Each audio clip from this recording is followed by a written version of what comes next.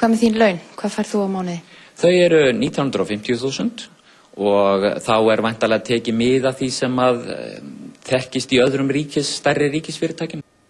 Tekjur gömlu bankastjórana margfölduðust í góðærinu og námu tugum milljóna á mánuði og eins og við heyrðum hérna áðan þá eru tekjur nýju bankastjórana einungis lítið brot af þeim. Aðspurðir ofurlaun vísuðu gömlu bankastjórarnir í gott gengi fyrirtækja sinna og mikla ábyrgð sem þeir bæru. Ábyrgð sem þeir hafa ekki viljað kannast við síðustu daga.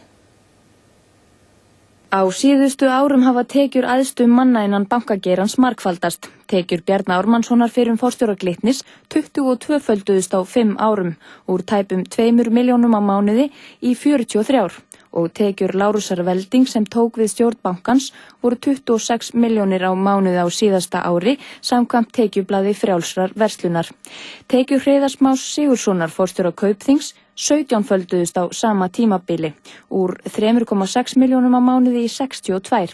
Hann var tekjuhæstur bankamanna á árinu 2006 og fekk 65 milljónir á mánuði.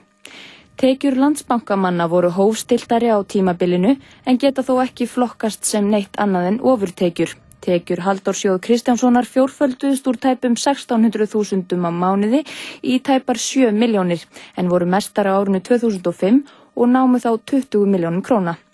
Sömu sögu að segja tekjur starfsbróður hans Sigurjóns Árnasonar en tekjur hans fjórfölduðust í góðærinu úr 3,5 í 12,6 milljónir á mánuði.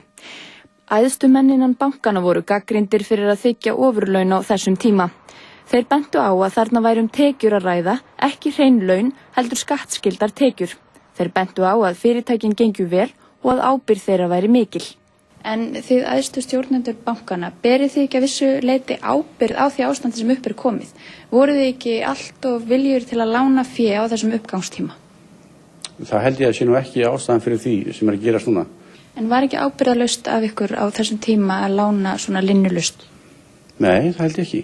Finnst þér að þið stjórnendurnir berið ábyrgð þeim? Nei, við erum að takast á við afleiðingar af dýpstu fjármálakreppu allra tíma og það gat enginn séð fyrir eða búið sig undir þessa kreppu.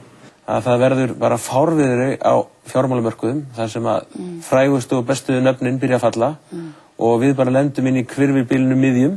En eins og ég hef sagt, þá hvílir á okkur sem rekum fjármálastofnanir mikil ábyrgð að það fé sem við höfum í vörslu og sé aldrei í hættu og lausafjárstaðabanka sé ávallt trygg.